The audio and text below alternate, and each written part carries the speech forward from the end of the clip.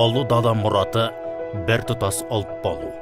30 жылда тұрақтылық үшін тұтасып, ортақ мүддеге ұйыстық. Іргемізді бекітіп, биікке көтерілдік. Әлем танып мойындады.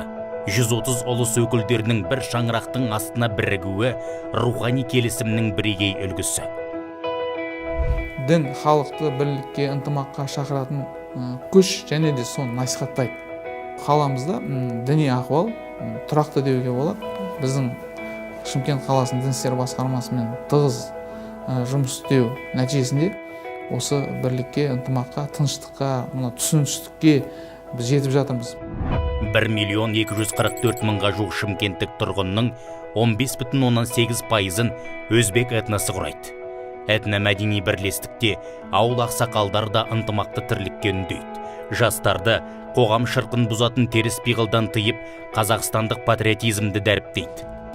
Осы жерде ата-бабаларымыз туылған, біздің түрки әулеттен біз тарағанбыз, біздің тамырымыз бір, мақсатымыз біздің осы еліміздің бірлігін, татулықты сақтау, оны нығайту және мына келешек ұрпаққа біз оны жеткізу.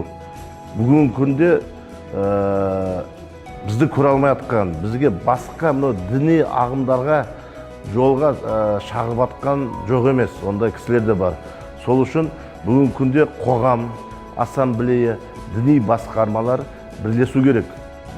Егемендікті еңселі ету үшін де, дінді ұстану үшін де ізгі қоғам керек. Ізгі қоғамды құру үшін бірлік керек.